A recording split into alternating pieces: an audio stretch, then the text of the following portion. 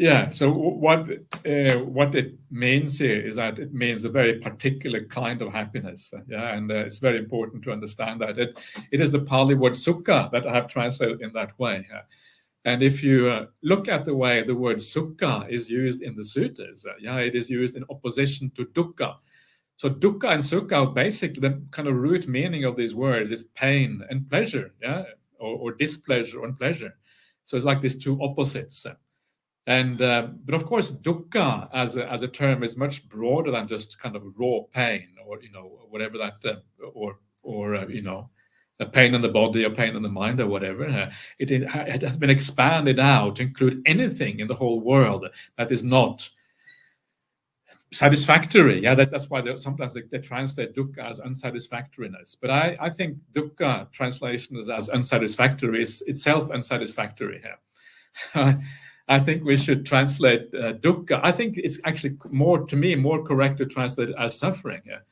And the reason for that is because we need to remember that understanding dukkha is an insight.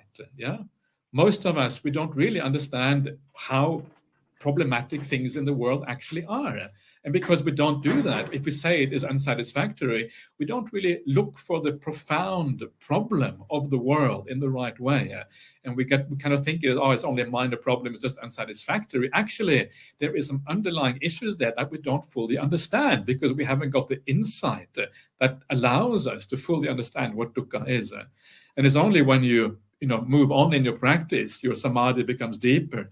You have the deep insight into the nature of existence that you fully understand what this term dukkha actually refers to. So I think we should be careful. I think, to me, unsatisfactoriness is too bland.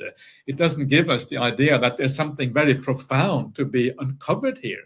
We don't understand dukkha. We don't understand suffering in our ordinary lives. And there's something much more going on that actually is very profound and very important to realize. And sukha is the opposite of that. So sukha is anything which is pleasurable in the world. Yeah, so you have kama sukha, that's the happiness of the sensual realm. Obviously, that is not what is meant in this particular case when we talk about meditation and we talk about happiness leading to samadhi. So you have to here define your terms very carefully. And the way you do that is that you look at the pathway that leads to that kind of happiness. And the pathway that leads to that kind of happiness is found in places like the Bojjhangas, the factors of awakening. It is found in the dependent liberation sequence, which is very beautiful and powerful. It is found in the Anapanasati Sutta. And all of these ways of describing the process of liberation are very, very closely related to each other. And that's why you know that they're all core aspects of the Buddha's teaching, because it's so common in the sutta. It's found in so many different places.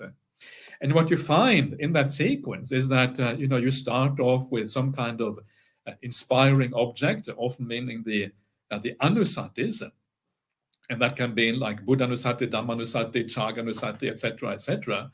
So you have a mind which is already inclining towards spiritual things. These are niramisa sukha, already inclining towards spiritual things.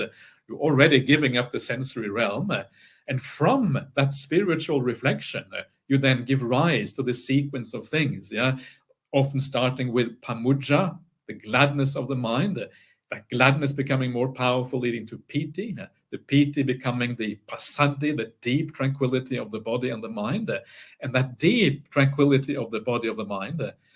And, at that point, when you talk about deep tranquility of the body of the mind, it's obvious that we are dealing with something very profound and spiritual. We're not talking about any ordinary happiness anymore. So then you get to the sukha, and that's the last step before samadhi.